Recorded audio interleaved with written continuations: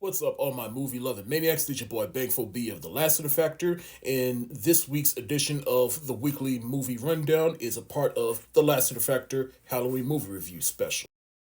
And the reason because of that is because this week I watched two scary movies in honor of the October Halloween season.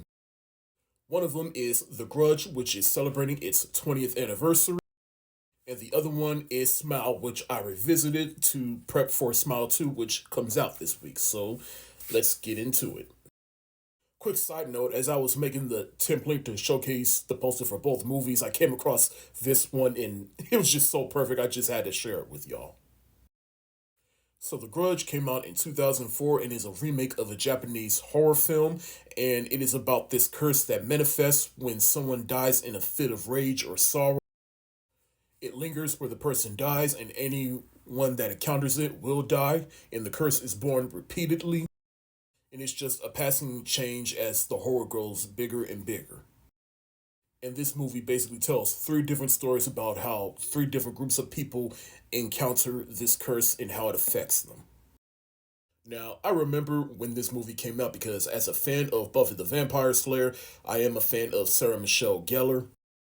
I remember this movie came out at a time when she was finished with that show and she was basically looking for her next move. And I saw her in this and thought, this is interesting. And I am a fan of her. And of course, I saw her in the Scooby Doo movies as Daphne. But it was also at the time where my growing interest in horror movies was starting to grow. So I was like, what's this? Now, I don't really remember my reception towards this movie, but I thought, that was a fun movie.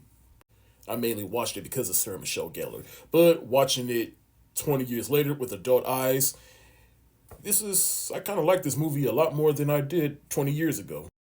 And I thought this was like a nice little film for Sarah Michelle Gellar to do after she was done with Buffy.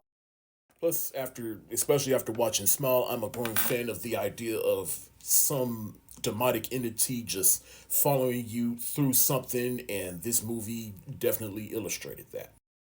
But the other thing that I didn't expect to take away from this movie is the nonlinear aspect of this movie, because the movie is really centered around Sarah Michelle Gellar's character Karen, but then it goes backwards in time to the family that encountered the curse, and then it goes even further back to where the curse manifested, and how it's just a chain that just keeps going from person to person.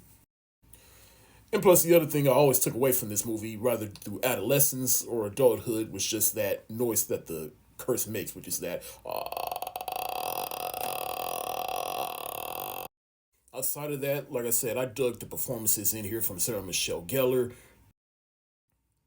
I totally forgot Katie Strickland was in this movie, and if you don't know who she is, she played Mrs. Cartwright in the Tyler Perry movie, The Family That Prays, which is my favorite Tyler Perry movie of all time.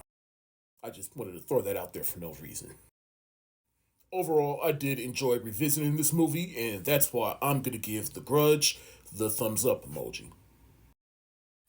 Next is Smile, which I gave a revisit to prep for Smile 2, which comes out this weekend. And I revisited this for two reasons. One, just to prep for that movie, but the other reason is because there are some people out there that really didn't like this movie, which I didn't quite understand, because I did like this movie when I first saw it back in 2022, and rewatching it 2 years later, I'm like, I still don't get why some people don't like this. But basically, it's about this evil entity that latches onto somebody and feeds on somebody's past trauma, and it manifests into their body and it makes them smile and ultimately kill themselves and tortures them. And it passes on from person to person, and it passes it on to Saucy Bacon's character, who I should remind people is the daughter of Kevin and Kira Sagrid.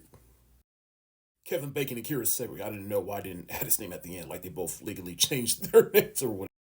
But the point is, she is a Nepo baby, but she is actually pretty good in this movie.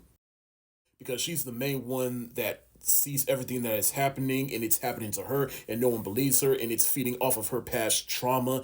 And that's ultimately what I like about this movie, is that it has something to say about mental illness, about dealing with your drama, and how your trauma can manifest into something horrible. And while this movie isn't scary, it's still creepy and puts you on your edge whenever you look at it. Like my favorite, well, unsettling. My favorite scene in the movie is when she doesn't even realize what she did, but like she's at her nephew's birthday party, she sends him a gift, and when he opens the gift up, it's her dead cat, and then everybody's looking at her all crazy, wondering like, no, I didn't do this, I didn't mean to do this, and then everybody's like, get away from her, why would you do that? And I'm like, I really felt sorry for her in that situation. And of course, that creepy smile that everybody does in the movie, that was some genius marketing. Because I do remember seeing at like sporting events and people would just come out of nowhere making that smile to promote the movie. I'm like, y'all know what y'all doing. And of course, after rewatching the first movie, I am curious to see what trauma the entity is gonna feed off of the main actress in this movie, Naomi Scott. And the main reason why I'm interested in this movie because I want to see Princess Jasmine lose her fucking mind. But knowing what was established in that first movie, I'm curious to see what they do with it in this movie. I may not quite understand why some people did like this movie, but for the people that did enjoy this movie, I hear you and I'm with you. And that's why I'm going to give Smile the thumbs up emoji, as I did 2 years ago.